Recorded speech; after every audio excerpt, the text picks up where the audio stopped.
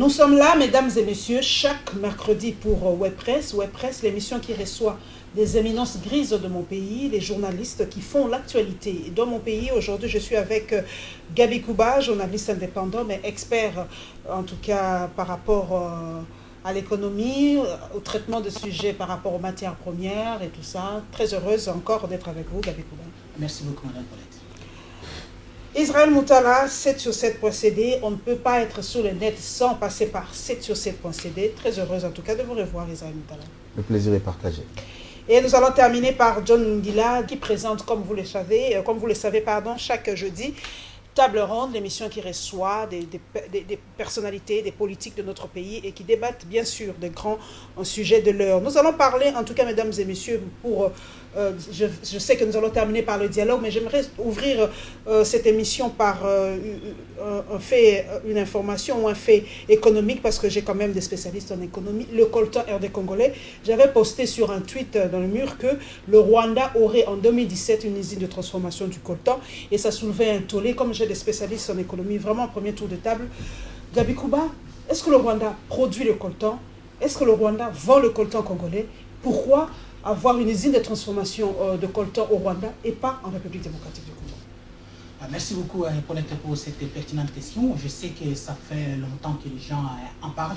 On dit que le Rwanda vole les matières premières de la République démocratique du Congo. Donc, disons, les pays voisins volent les PI, les ressources naturelles de la RDC. Mais je peux vous avouer une chose, le Rwanda produit du coltan. Ça, c'est une évidence. Contrairement à ce que l'on dit. Quant à la quantité, ça c'est à déterminer. Le surplus qui serait venu de la République démocratique du Congo, il y a des raisons internes. Bon, on voit aussi les fonctionnements des institutions et de tous les services de l'État. Donc, le Rwanda produit du coltan. Quant à la quantité produite par le Rwanda, elle est douteuse. Donc, il y a des gens qui parlent du trafic illicite des matières premières, surtout des minerais stanifères et l'or dans la partie est de la République démocratique du Congo. Et ça, ce n'est un secret pour personne. Tout le monde le sait que les pays de l'est de la RDC, les pays frontaliers de la République démocratique du Congo, le Rwanda, l'Ouganda et le Burundi, ont occupé la RDC pendant plusieurs années et on a aussi soutenu des milices pour continuer à opérer et à exploiter les matières premières. Mais l'exploitation, le coltan existe bel et bien au Rwanda. Et il existe même une entité de traitement au Rwanda avant même l'installation de cette usine à laquelle vous faites allusion pour un traitement un peu plus sophistiqué. L'exploitation... Non, le coltan traité là-bas aura une plus-value, comme on dit. Par rapport, oui, une valeur ajoutée par rapport à ce qui se passe au Congo, parce qu'au Congo, tout est artisanalement exploité. Donc l'exploitation des minerais stanifères, le coltan, la cassitérite et le wolframite est encore artisanal et ce n'est pas bien organisé. En ce qui concerne des sites, il y a des sites qualifiés de verts au Congo, c'est-à-dire des sites qui ont été validés par le ministère avec des partenaires, le ministère des Mines, qui a validé que dans ces sites, les conflits armés ne riment plus avec l'exploitation minière, donc les gens peuvent exploiter tranquillement les coltans et exercer leurs activités. Ce qui est évident, la plupart des acheteurs viennent de l'océan Indien, ce sont des Asiatiques, des Singapouriens, des Malaisiens, des Chinois, et ils transitent par les pays de l'Afrique de l'Est pour entrer dans l'Est de la République démocratique du Congo. La fraude, ça c'est une évidence à l'intérieur de la République démocratique du Congo. Ce qui fait que les matières premières exploitées au Congo, avec tout ce que nous connaissons, les désordres, l'insécurité, les dysfonctionnements de tous les services de l'État, facilitent la fraude. Et là, les statistiques du secrétariat général au ministère des Mines le prouvent que depuis la chute du maréchal Mobutu, la fraude minière est accentuée avec cette insécurité qui sévit dans la partie est du pays. Pour répondre à votre question, est-ce que le Rwanda doit construire une usine pour le traitement, pour la transformation, pour le traitement du coltan? Mais oui, on ne peut pas interdire à un pays souverain d'installer une usine quand vous ne le faites pas. Il ne suffit pas de dire tout simplement que nous sommes riches avec des matières premières sans les transformer, sans leur conférer une valeur ajoutée, une plus-value. Le Rwanda envisage, je pense que c'est une bonne chose. En ce qui concerne la coopération économique, un exemple pratique, le Rwanda a occupé l'Est de le Grand Kivu pendant des années. Le Rwanda se servait du barrage de Ruzizi. Mais le Rwanda n'a jamais pillé le barrage de Ruzizi. Je crois que c'est une bonne chose. L'Ouganda également a installé une entité de traitement de l'or. Et le Sugerus qui a installé cette usine en Ouganda, on lui a posé la question d'où viendra l'essentiel de l'or que vous allez traiter ici en Ouganda. Il a dit clairement que l'or viendrait de la République démocratique du Congo. Donc aujourd'hui, c'est le Rwanda qui a initié ce projet-là et qui va construire cette usine. Prenons un autre volet, la traçabilité du coltan. C'est vrai que ça nous permet d'avoir des appareils et tout ça. Et pourtant, on parle des minerais de sang. Est-ce que ces blancs-là qui viennent, qui défendent bec et ongle que non, ils n'achèteront pas les minerais de sang? Ils ne savent pas que le coltan pris en RDC proviennent aussi des zones dangereuses, on tue, on pille par rapport à ces zones-là, où c'est simplement des slogans creux pour je sais pas, voiler la face à leur propre population. Mais bon, merci de la question. Sur cette question, je pense que Gabi a donné une partie de la réponse. Il y a un grand travail qui a été fait sur l'étiquetage et la traçabilité de minerais dans la zone Est. Il y a l'ITRI, il y a plusieurs organismes qui travaillent ensemble pour justement, le BGR et tout ça. Il y a plusieurs organismes qui travaillent justement pour certifier justement que les minerais à exporter ne sont pas entachés par le sang, ou ce sont des puits qui ne sont pas contrôlés par des groupes armés. Il y a une cartographie et tout ça. Vous devez dire où est-ce que vous avez justement extrait votre minerai, dans quel puits, et il y a des caractéristiques par rapport au coltan. Parce que le coltan du Nord Kivu, il est différent du coltan du Sud Kivu, il est différent lui aussi du coltan qui se trouve au Maniema, et ainsi de suite, et au coltan du Nord Katanga, ou même de la province orientale. Et même au sein d'une même province, les caractéristiques chimiques et physiques sont différentes. Donc voilà. Des minerais. Le BGR a initié, pour compléter Israël, le BGR, le Bureau des recherches géologiques et des ressources naturelles de la coopération allemande, travaille là-dessus pour déterminer l'ADN de tel minerai. Donc on peut identifier les coltans du Sud Kivu, comme Israël l'a dit, on dit ça vient de tel site. Bissier, ça vient de tel site. Et au Maniema également, ça vient de tel site. Le Nord Katanga, ainsi de suite. Donc ce qui fait que dans ce projet développé aujourd'hui par l'Institut de recherche et des géosciences avec le gouvernement, en partenariat avec le gouvernement congolais, on va déterminer, et dans le programme d'étiquetage qui est fait par le projet par Pax Congo, l'ITRI, qui est l'association des consommateurs d'étain à travers le monde, dans ce programme-là, il y aura également des indices. Donc il y aura un ADN, c'est-à-dire pourquoi ne pas créer ces usines? Qu'est-ce qui manque pour que la RDC ait ses propres usines de transformation pour donner un peu de plus-value, comme vous le dites, à ce coltan? Simplement les désordres, tout simplement. Voilà la question qui est pertinente. Il faut saluer, je vois que les gens ont insulté le Rwandais. Moi, je jette des fleurs aux Rwandais. Ils ont une bonne gouvernance, ils sont clairvoyants, ils ont un leadership fort qui sait ce que veut ce pays et où est-ce qu'ils veulent les amener. Et donc, l'absence juste d'une boussole, d'un cap, d'une fermeté par rapport d'abord à la formulation d'une politique audacieuse et se donner les moyens de la mettre en œuvre nous fait cruellement défaut. Que voulons-nous faire de nos minerais? Comment les transformer? Comment faire en sorte que nos minerais extraordinaires puissent profiter au grand nombre? Comment formuler une politique nationale par rapport à ça? C'est quel ministère qui doit prendre ça en charge? Le ministère des mines, simplement, du plan?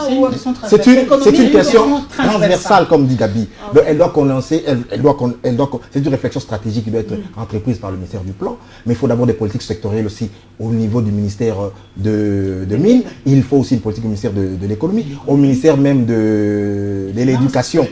Au ministère de l'éducation. Parce que justement, il faut former les Congolais à savoir comment est-ce que d'abord on découvre, comment est-ce qu'on traite, comment est-ce qu'on fait de la prospection. Bref, il faut absolument qu'on crée tous les métiers qui vont avec ces minéraux-là. Il faut absolument, voilà tout ça. Mais au Rwanda, il y a une politique audacieuse. Écoutez, que ce soit pour le gaz méthane, le Rwanda est en avance depuis 2008. Depuis 2008, ils avaient déjà une usine qui produisait 3 MW. Et maintenant, depuis 2016, ils ont une usine qui va payer 25 MW. Ils sont en avance. Nous, on dort. Et voilà. Non, nous, on dialogue. Voilà. Nous, on est fort pour la parlotte, on est fort pour les palabres. Il y a un autre problème, c'est la question que vous avez dit ici du coltan. Ils vont faire une usine. Ils sont d'abord les premiers exportateurs. C'est ça, c'est que moi je ne comprends pas. Si Gabi dit que la quantité est moindre, non, mais ils sont la quantité, ça concerne la production. Ils sont le premier exportateur du coltan. C'est des chiffres. Donc, on voit, nous, on n'a pas de chiffres. Non, le problème, c'est que nous, on a des chiffres. Mais il faut dire que la majeure partie de leur exportation, c'est le fruit, justement, du labeur des Congolais. Donc, c'est une bonne partie de notre production qui va au Rwanda, qui arrive là-bas au Rwanda par voie de fraude. Et donc, il faudrait comme maintenant voir... Congolais, nous aimons bien les matabici et ça, effectivement, tout ça traduit que l'autorité, encore une fois, c'est la question principale de l'autorité de l'État. Donc, qu'est-ce que l'État fait justement pour limiter cette fraude? Est-ce que la politique, elle est à la hauteur de ses ambitions? A-t-il donné les moyens à toutes les institutions qui se chargent de la fraude? Quels sont les ressorts de cette fraude? Pourquoi les gens veulent frauder? Pourquoi tu as du coltan, tu as des minéraux ici, tu as ton or ici, tu l'exploites à Ituri, mais tu ne veux pas le vendre en RDC, mais tu veux le vendre au Rwanda. Est-ce qu'il y a des problèmes de taxes ici qui sont plus importantes que là-bas? Sûrement. Donc il faut étudier la fiscalité, voir pourquoi est-ce qu'un Congolais trouve que mon or, mon coltan, mon cuivre, je préfère le vendre dans un pays étranger que dans mon propre pays. Donc c'est toute une réflexion à faire là-dessus et il y a des gens qui sont payés pour faire cette réflexion-là. Je vais terminer par vous, John, ne vous en faites pas. Comme j'ai les spécialistes, j'aimerais avoir plus d'éléments. Alors, la fraude, il y a bien un organisme ici qui est là pour combattre la fraude. Pascal Niembo, si je me permets, il est là. Qu'est-ce qu'il fait comme travail par rapport à ça? Oui, la Commission nationale de lutte contre la fraude minière existe. C'est le DGA du Centre d'expertise et d'évaluation des matières premières qui en est son président. Mais le bureau est basé ici à Kinshasa. Vous avez au moins 12 services qui sont impliqués dans cette commission. Mais la commission n'est pas opérationnelle dans tous les coins et les recoins de l'exploitation minière artisanale. Notre pays nous échappe, en fait. C'est ça le problème. Artisanale qui pose le problème. La RDC échappe aux autorités. Voilà. Ce problème-là, c'est un problème fondamental. Vous avez un bureau à Kinshasa, mais à l'intérieur, dans tous les coins, dans tous les sites miniers, vous n'avez pas de services efficaces qui opèrent au quotidien. Donc, ça pose un problème même de coordination, de surveillance et de l'efficacité de cette commission. Le travail est fait, il est appréciable, mais il faut voir également des limites. Autre effet également, c'est qui pousse les gens à la fraude.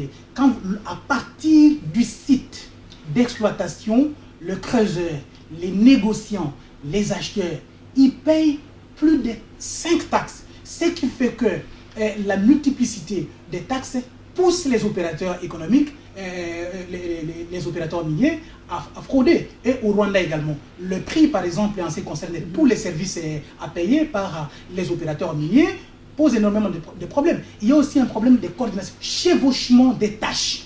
Vous avez un service, oui, vous avez un service, par exemple, comme l'artisanat minier, le CESCAM qui existait. Mais sur le terrain, à part la perception de la taxe, vous ne voyez pas le travail que fait le CESCAM. Or, c'est un service qui est censé encadrer le creuseur artisanaux, leur donner des moyens.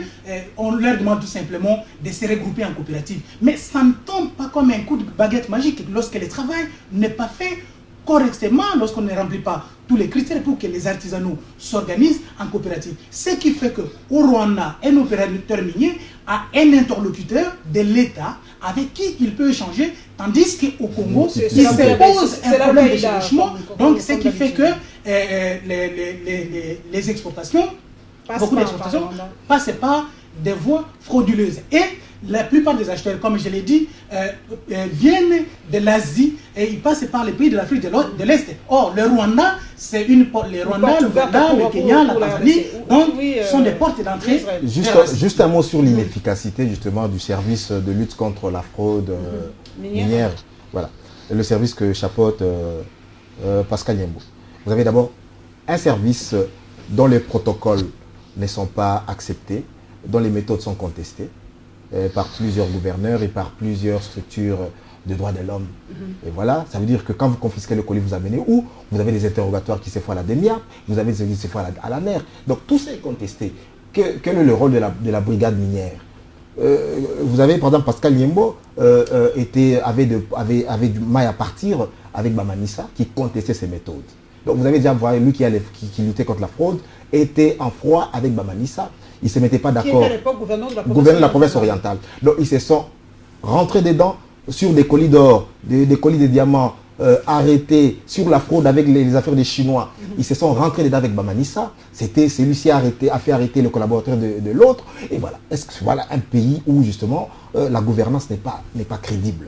Pascal Nyembo avait des problèmes avec Moïse Katumbi, qui contestait aussi ses méthodes. Et quand Moïse était là-bas, il ne venait pas faire sa loi là-bas. Et donc, il a fallu que Moïse parte maintenant pour qu'il puisse réinvestir le Katanga et coloniser tout ça. Donc, vous voyez déjà que la gouvernance, elle n'est pas adéquate. Quand vous avez une institution comme celle-là qui lutte contre la fraude, il doit avoir des structures nationales acceptées par tout le monde, un protocole, comment est-ce qu'on arrête, bien établi et tout ça. Mais c'était la guerre entre Pascal ici au niveau national et les différents gouverneurs. Et donc, et là, vous avez, il fait intervenir plusieurs autres services. Et donc, voilà un peu qui fait qu'on n'est pas efficace, on n'est pas crédible dans ce qu'on fait comme travail.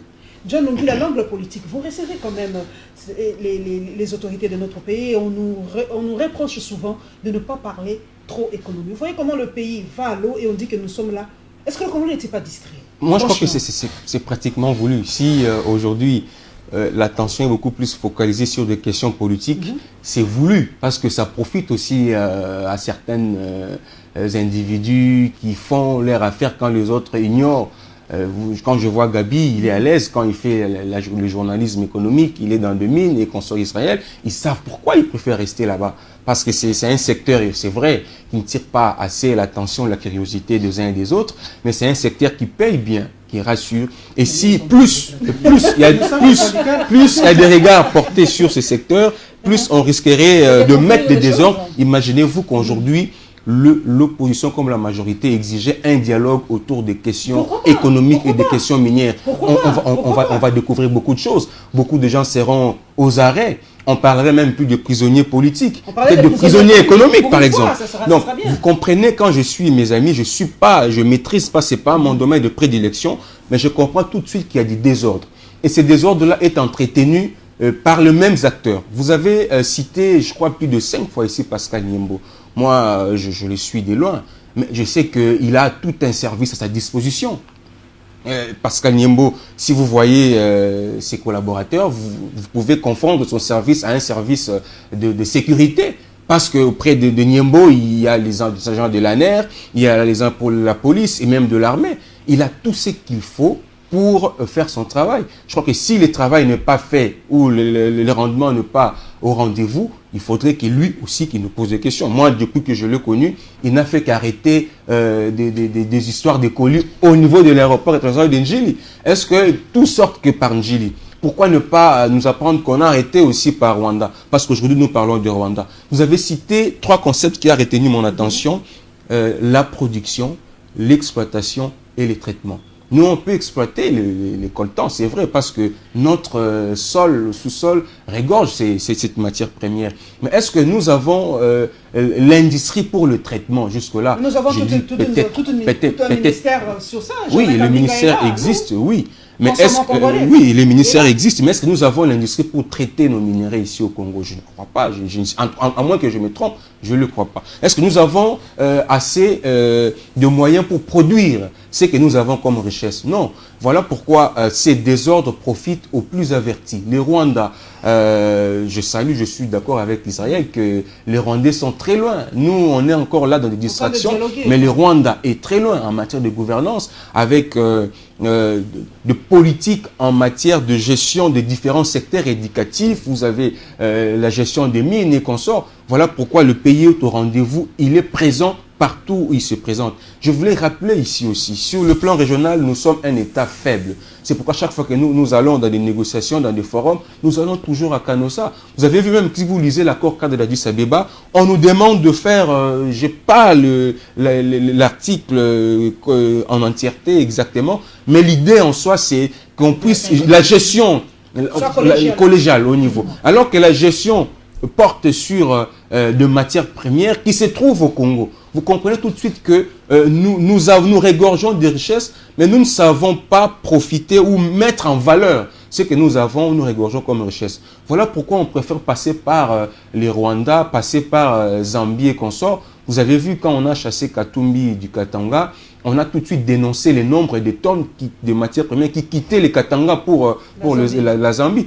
Tout simplement parce que, au lieu que je peux dire, de partenaires qui viennent chez nous pour investir chez nous, quand ils arrivent ici à Kinshasa, on les impose beaucoup de conditions qui le mettent mal à l'aise. Tant mieux aller peut-être chez nos États voisins. Là, on sait négocier, on sait s'attendre. On installe les usines de traitement de production et on vient exploiter à un moindre coût au Congo et on part le traiter, le produire ailleurs et ça profite aux États voisins plutôt qu'à nous-mêmes. C'est ce qu'il faut comprendre. Moi, je vous encourage de dénoncer, mais je voudrais aussi que vous, en tant que journaliste qui œuvrez dans ce secteur, que vous puissiez aussi aller au-delà. Ne soyez pas comme nous, journalistes politiques, qui restons derrière le coupage de politique, mais vous, ne restez pas sous le coupage des détenteurs, de ceux qui sont censés faire ce travail. Soyez là pour faire le travail de dénonciation aussi, c'est très important.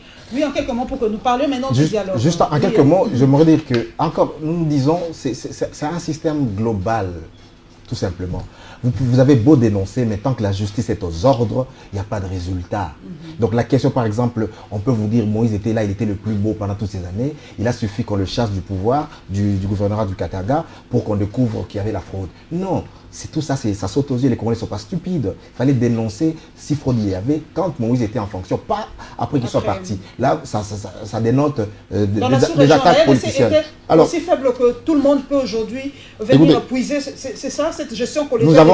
Nicolas Sarkozy en avait parlé à un moment. Qu'est-ce qu'on fait de nos richesses? Alors permettons aux autres de les exploiter si nous sommes incapables. Mais le problème qui est là, c'est d'abord un problème, c'est que nous avons les problèmes de la RDC, il ne faut pas les simplifier, ils sont aussi hyper complexes. Nous avons un pays qui est immensement grand, nous avons des frontières qui sont poreuses et tout ça.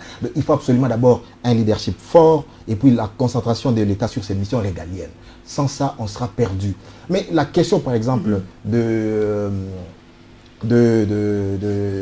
coltan, nous, on a un gisement fabuleux qui est la mine de Bissier.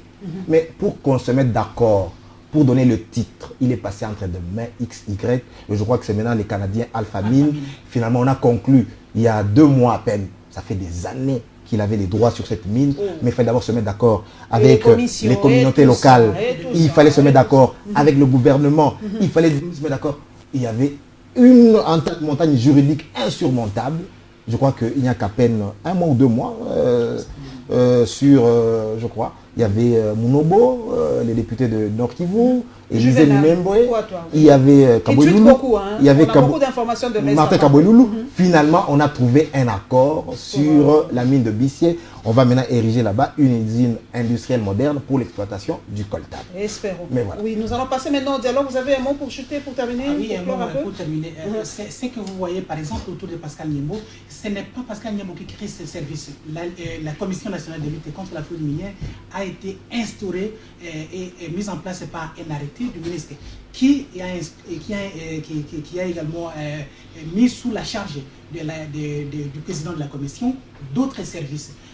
En ce qui concerne la bagarre en province orientale avec les Chinois, ce n'est pas Pascal Niembo qui arrête, ce n'est pas lui qui est au niveau des aéroports. Vous avez des services, la NER également qui est là pour les informations, ce n'est pas seulement pour des informations politiques que vous connaissez, mais aussi pour des informations. Donc l'intelligence économique c'est aussi l'affaire des services de sécurité. Et la bagarre, par exemple, autour de l'exploitation aurifère à Banelia en province orientale, à l'époque où Bamanissa fut gouverneur avec Pascal Niembo, Pascal Niembo voulait aller plus loin. Comment les Chinois sont-ils entrés avec des dragues jusqu'au niveau de la rivière, à l'intérieur de la RDC, sans être aperçus par d'autres services qui font aussi partie de la commission. Et ce qui était aussi curieux à cette époque-là est que la police nationale congolaise était là pour sécuriser une exploitation illégale de la part des Chinois. Et on les a transférés d'ailleurs à Kinshasa pour qu'ils puissent régulariser leur situation. Or, conformément au code minier, on régularise la situation, on obtient d'abord tous les titres et tous les documents avant d'opérer, mais on les fait en amont et puis on vient régulariser la situation en aval. C'est ce qui irritait à l'époque Pascal Niembo, mais ce n'est pas lui qui arrête. Mais cette question est intéressante. Il aurait fallu justement que Pascal Niembo, justement, sur cette question, soit aussi vigilant, comme avec les dragues des Chinois, en collaboration avec une entreprise de l'ex-gouverneur Kassanji de l'éducation orientale, dans les concessions de la MIBA. La même chose. Donc la MIBA a écrit des lettres à la justice. Voilà que dans mes concessions, il y a des dragues irrégulières qui pillent le polygone et qui pillent d'autres carrés miniers du côté du Sankourou et tout ça. Mais où était la Commission nationale de lutte contre la fraude? Donc vous avez des dossiers comme ça, c'est la tête du client. Donc vous voyez que c'est un service qui n'est pas efficace. Nous voulons qu'il soit un même traitement. Et ça veut dire que partout quand il y a la fraude, qu'on ne regarde pas le dignitaire du pouvoir qui se cache derrière le chinois, qui vient avec des draps, qui vient avec des moyens, qui pille les richesses nationales. Nous voulons que la loi soit impitoyable, qu'elle soit respectée par nous. Pourquoi est-ce que les étrangers ne respectent pas? Parce que nous ne respectons pas notre loi. Et vous allez voir que quelqu'un, un étranger qui vient, qui viole la loi congolaise avec la complicité des gouverneurs ou des ministres ou des hauts placés, des généraux hauts placés. Alors voilà parce qu'ils ne nous respectent pas. Il faut d'abord que les Congolais fassent appliquer leur propre loi. Et c'est la même question et c'est la même question qui se pose aujourd'hui avec la Constitution que nous n'arrivons pas malheureusement à appliquer. Oui, on va parler du dialogue de Madame, mais cette question c'est une question assez passionnante. Et je ne suis pas l'avocat de Pascal Niembo, il a tous les services. Vous le faites bien. Moi je vous encourage. Vous le faites bien. Contrairement à ce que vous avez dit, vous savez que ça fait presque un mois. Le gouvernement, à travers la même commission, vient de récupérer d'autres corridors en Afrique du Sud qui ont été exportés illégalement sans avoir le certificat de la CIRGL et sans avoir rempli toutes les formalités exigées au niveau de notre pays. Autre fait également, on a récupéré aussi l'année dernière d'autres colis en Tanzanie et au Kenya. C'est toujours la même commission. Ce pays, il y a d'autres qui on a récupéré il y a peu d'autres colis également des minerais stanifères. Au Rwanda, c'est toujours pas la même commission, donc il ne faut pas voir tout noir. Je tiens tout simplement à préciser, je recadre les choses pour mon confrère John, nous on n'a pas choisi d'être chroniqueur de matières premières parce qu'il y a l'argent là-bas. Nous on n'est pas opérateur minier, comme vous aussi, vous n'êtes pas opérateur politique. Non, donc voilà. Nous on est tout simplement journaliste chroniqueur de matières premières. Nous entrons dans la politique. Gabi Kouba, le dialogue.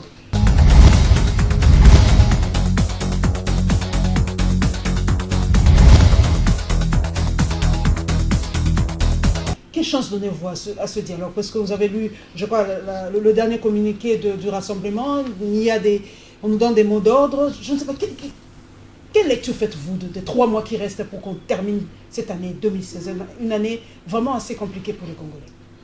Bon, mais vous savez, tout le monde est pris en otage, on est devant un fait accompli. Mais qu'est-ce qu'on fait avec un preneur d'otages? Soit vous lancez un assaut pour libérer les otages, soit vous négociez avec lui pour libérer les otages, pour qu'il n'y ait pas effusion de sang. Donc, on est devant le fait accompli. Il n'y aura pas élection le 29 décembre. Maintenant, qu'est-ce qui va se passer? Alors, quant à ce qui va se passer, je ne suis pas un devin pour prédire ce qui va réellement se passer, mais au moins, ce qui est visible, d'après les signes prémonitoires que nous voyons, il n'y aura pas élection présidentielle dans les délais constitutionnels. Maintenant, quelle est la garantie que nous avons qu'en sortant du schéma constitutionnel vers le schéma extra-constitutionnel, nous reviendrons à la constitutionnalité? C'est cette question qu'il faut se poser. Pendant combien de temps allons-nous sortir de la Constitution et qu'est-ce qu'il faudra pour revenir dans la constitutionnalité? Je pense que les uns et les autres ont les arguments à prévoir, à faire prévaloir. Et en ce qui concerne, je vois aussi, vous parlez de la transhumance au niveau des États-majors. Aujourd'hui, Vital Kamerhe subit les lynchages médiatiques. On vient de dire que Ewanga vient de quitter. Alors, qu'est-ce qui se passe? Bon, Ewanga n'a pas quitté l'UNC, il faut préciser les choses. Ewanga n'a pas quitté l'UNC. Il a quitté plutôt son poste de secrétaire général du parti. Il reste dans sa lettre, nous n'avons pas le temps de la lire, mais dans sa lettre de démission adressée au président Kamerhe, il est clair que Ewanga reste membre. Mais pour l'une ou l'autre raison, on sait qu'il est député. Même en cas s'il démissionne, c'est-à-dire qu'il doit quitter l'Assemblée nationale. Nous gagnons vraiment le temps. Transhumance politique. Le 1er septembre, normalement, le dialogue commence. Est-ce que ce dialogue aura un impact sans Tshisekedi? Est-ce que Tshisekedi d'aujourd'hui ne prend-il pas aussi en otage, comme le dit si bien Gabi, toute une nation aujourd'hui, par ses refus intempestifs? Vous avez vu d'ailleurs le propos qu'a tenu Eden Kodjo dans Jeune Afrique Magazine, qui a soulevé un tollé. Est-ce que ces propos sont vraiment véridiques ou tout ça fait partie de la surenchère ou du jeu politique? Bon, pour parler franchement, je n'ai pas une très grande opinion de la classe politique congolaise. Ça c'est vrai. Mais j'aimerais dire quand même que les chances quand même du dialogue pour qu'ils aboutissent, pour qu'ils réussissent à des résolutions qui mettent fin à la crise sont très très minimes. Ce sont des chances très très très très minimes. Etienne Tshisekedi, le rassemblement, le MLC, le G7, la dynamique représentent la frange la plus importante, la plus représentative, la plus significative de l'opposition et donc d'une opinion importante de la République démocratique du Congo. Et sans eux, je ne vois pas comment est-ce qu'on peut formuler une réponse politique adéquate. Je ne vois pas comment est-ce qu'on peut résoudre cette équation. Comment faire pour qu'ils entrent dans ce dialogue? C'est encore des pourparlers sous coulisses pour que... Moi, la question pour moi n'est pas Edem Kodjo. Edem Kodjo n'est pas extraordinaire. Mais il est récusé. Edem Kodjo n'est pas indispensable. Qu'il parte ou qu'il soit là, pour moi, le principal problème de la RDC, c'est Joseph Kabila. Et donc, nous sommes là parce que, justement, il n'a pas, justement, fait respecter la Constitution comme il se devait. Et donc, aujourd'hui, nous parlons de crise, nous parlons de chaos. Il aurait pu, justement, enlever ce prétexte-là à l'opposition si les élections avaient été organisées cette année dans le délai constitutionnel. Vous avez 5 ans pour organiser les élections, vous n'arrivez pas à les organiser. La moindre chose, c'est de demander pardon aux Congolais. C'est de leur dire, voilà, chers Congolais, je n'ai pas été en mesure justement de remplir telle disposition constitutionnelle. Je m'en excuse. Vous êtes humble, vous parlez à vos concitoyens, ils vont vous comprendre. La deuxième chose qu'on demande à Joseph Kabila, c'est de dire tout simplement que je ne me représenterai pas à une troisième. Voilà. La Constitution est claire. Mais c'est ça le problème. C'est ça la clarté. Joseph, il doit rassurer les Congolais. Il est le président des Congolais, il doit les rassurer. Les Congolais nourrissent des inquiétudes, il doit leur parler. Qu'est-ce qui lui en coûte de désamorcer la crise en disant clairement qu'il ne sera pas candidat? Mais ils vont s'entretuer si aujourd'hui dit qu'il se représente. On s'en fout. Ou qui présente les dauphins aujourd'hui, ça sera le branle-bas de combat dans la majorité présidentielle. C'est un aveu de chèque. On se fout du foutoir qui va foutre de sa famille politique. On s'en fout. S'ils sont pas assez grands pour se mettre d'accord sur une personnalité. Parce qu'on sait que la plupart d'entre eux ont des agendas absolument contradictoires. Ils se détestent entre eux. Ils ne vont pas se supporter. Et donc, justement, il leur fait l'un, justement, d'un héritier politique qui puisse mettre tout le monde d'accord. Mais c'est ce problème-là, ce problème de chapelle, ces problèmes de cuisine interne à l'AMP, on s'en fout. Nous, ce qui nous intéresse, c'est l'homme d'État Joseph Kabila par rapport aux intérêts de la République. Il doit dire que voilà, pour l'intérêt supérieur de la République, pour la paix, pour la sécurité, pour la stabilité, pour que nous rattrapions notre retard par rapport au Rwanda, je veux la paix politique. Cette paix politique va déboucher sur quoi? Sur un programme économique. Un programme économique va déboucher quoi? Sur une prospérité sociale. Voilà ce que nous attendons de lui. Mais pour qu'il arrive, voilà, il y a un autre problème. C'est la question de préalable. Libérer 100 prisonniers. Il a fait pire.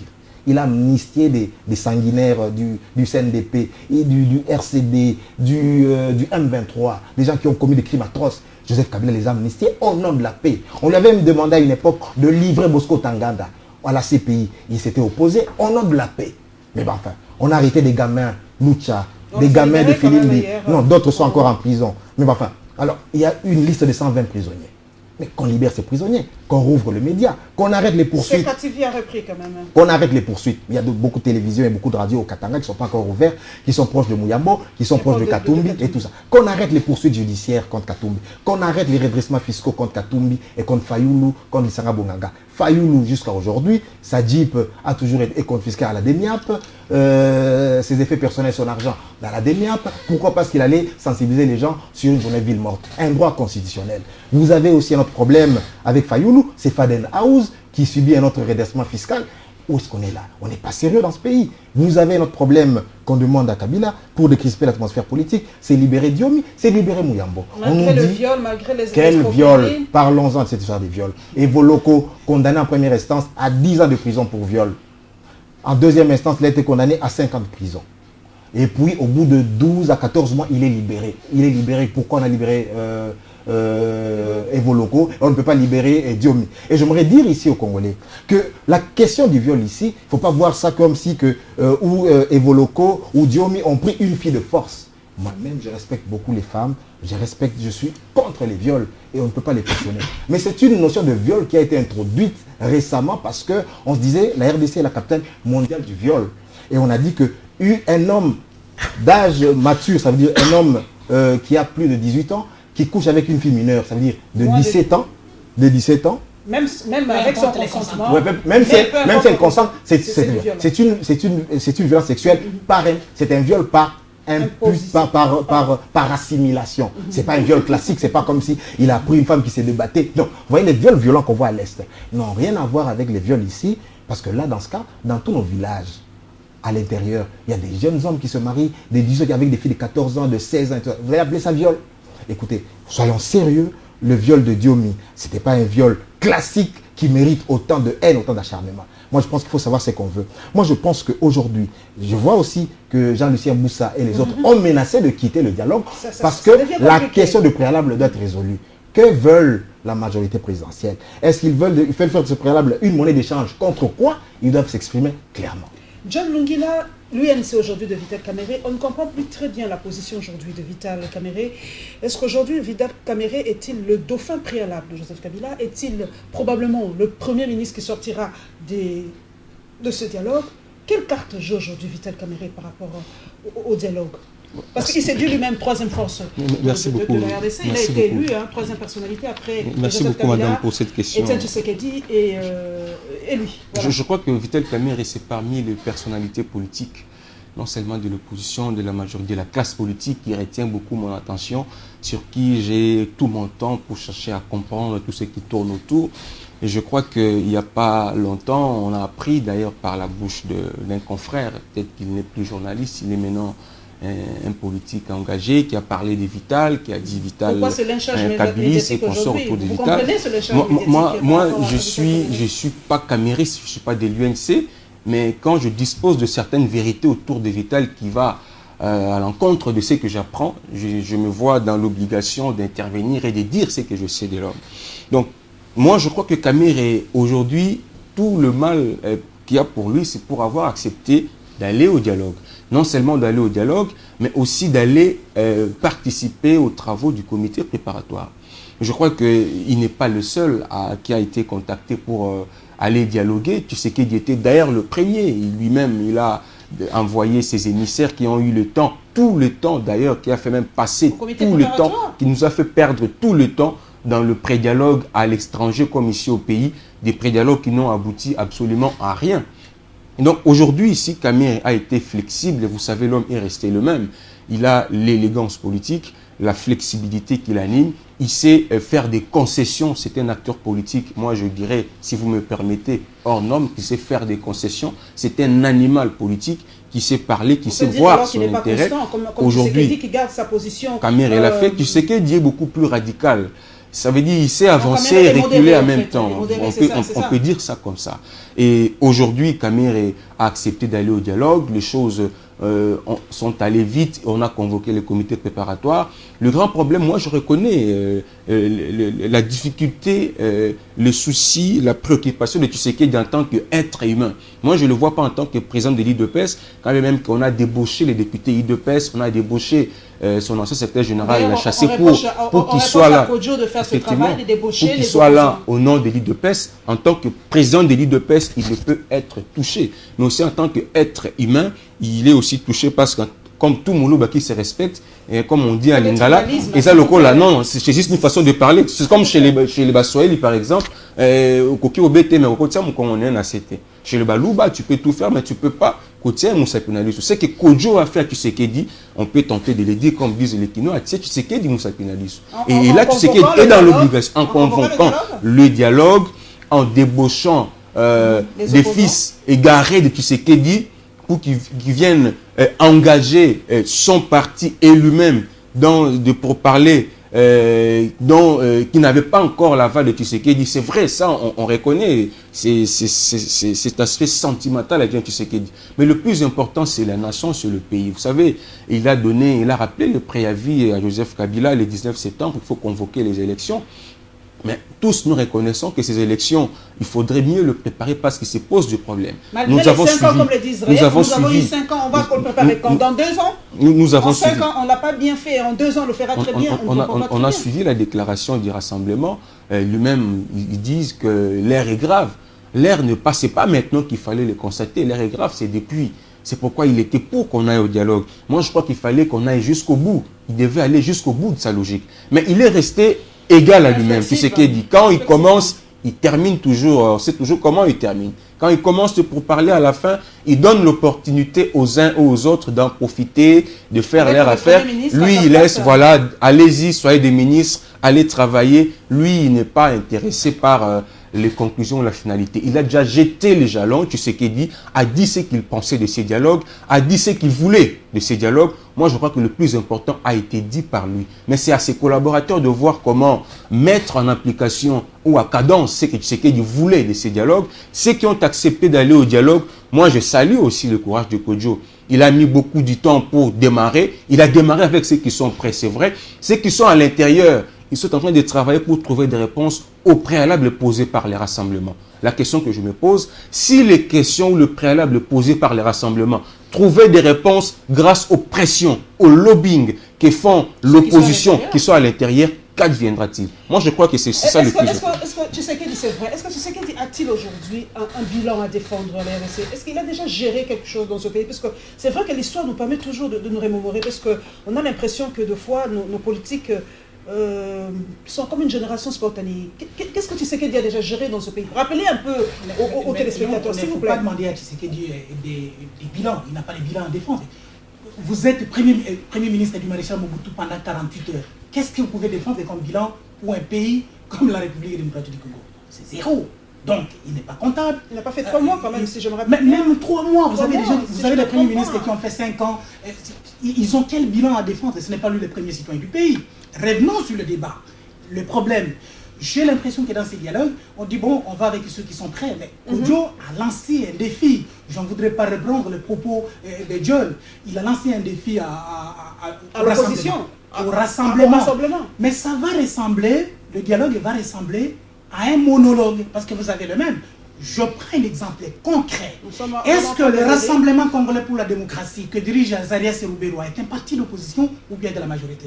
Or, vous avez par exemple, prenons les cas, je peux citer un individu, Christophe Kolomoni, avec Azarias Serouberoua, ça sera comment? Comme des protagonistes lors de ces dialogues ou bien comme des partenaires? Vous pouvez vous poser cette question parce que vous avez les PPRD. Nous sommes vraiment à la fin. Vous avez le PPRD qui a mandaté les siens. Vous avez également le NCD. Or, dans ces jeux-là, si le rassemblement prend part, est-ce que l'histoire de Sun City, on n'est pas tenté par ces syndromes de Sun City où on a vu les membres du RCD, des rebelles, qui étaient devenus opposants, et après on dit non, Tshisekedi il est comme un milieu de terrain qui dribble tous les défenseurs, mais au moment de marquer le but, il fait la passe à quelqu'un d'autre. Le travail a été fait aussi en amont par le régime en place. Pourquoi fait-on appel au lobby pour ce travail-là des élections qui concernent la République démocratique du Congo? Parce qu'on ne l'a pas fait. Alors, le problème c'est on met les gens devant une situation difficile. Venez nous rejoindre si vous ne voulez pas, nous allons avec vous. Mais regardez, regardez un peu l'architecture de ce dialogue-là. Mais ça ressemble à une sorte de réconciliation entre la communauté internationale qui faisait pression sur le régime de Kinshasa pour qu'il ait des élections dans les délais constitutionnels et le régime de Kinshasa aujourd'hui. C'est une sorte de réconciliation entre les deux parties. Donc, dans ces gens d'Israël Moutala, qui est derrière Edem Kodjo alors? Pourquoi il est si arrogant? Pourquoi est-il si sûr de lui? On lui demande de partir, le rassemblement le recuse, mais il tient mort du cul, il dit il ne partira pas. En quelques mots, qui est derrière Kodjo? Donc je pense que Kodjo a développé une complicité avec la majorité présidentielle. Et c'est pas bon. Je pense que pour un médiateur, il faut être réservé, il faut être pondéré dans ses propos. Il faut concilier les points de vue divergents. Mais le problème, c'est qu'il a obtenu très peu du pouvoir jusque-là. En termes de libération des prisonniers, en termes d'arrêt de poursuite fiscale et judiciaire, il n'a presque rien obtenu. En termes d'ouverture de médias, il n'a obtenu que 2 médias sur la dizaine. Bref, il a très peu obtenu pour se crédibiliser au nom de l'opposition qui lui fait le procès, qui le soupçonne d'être en intelligence avec la majorité présidentielle. Tout à fait. Et le problème qu'il puisse accepter, par exemple, Bruno Mavungu au dialogue, c'est quand même une maladresse parce que Bruno Mavungu était Bruno Mavungu parce qu'il était secrétaire général de l'IDPS. Et donc, je ne comprends pas comment est-ce qu'avec un parti qu'il a à peine créé, il soit accrédité, il représente quelle opinion dans quel courant de pensée dans l'opinion, je ne crois pas. Mais moi, je pense que je donne une chance, encore infime soit-elle, à ce dialogue. Mais pour que ce dialogue réussisse, il faut absolument que la Constitution soit proclamée. Il faut qu'on obtienne de manière solennelle que le chef de l'État ne va pas se représenter. Il faut que les élections soient organisées dans un délai le plus bref possible et que tous les préalables soient rencontrés. Voilà, mesdames et messieurs, nous sommes à la fin, vraiment. Je n'ai pas envie de m'arrêter, mais la télévision, c'est les temps. Voilà, merci à Gaby Kouba, journaliste indépendant, spécialiste en tout cas dans son domaine économique. Vous avez senti avec passion comment il parlait des chiffres. Je crois que ça me manque. Hein. Je crois que je dois vraiment reprendre de temps en temps des émissions économiques parce que les Congolais sont obnubilés par le dialogue, comme on veut dire. Merci à Gaby Kouba, merci à Israël Moutala, 7sur7.cd, merci à John Lungila, merci à tous les journalistes de Journalistes en Action. Voilà, la crème des crèmes des journalistes. Merci à tous mes followers sur les réseaux sociaux et merci à vous, fidèles téléspectateurs et téléspectatrices de WebPress RDV, mercredi prochain.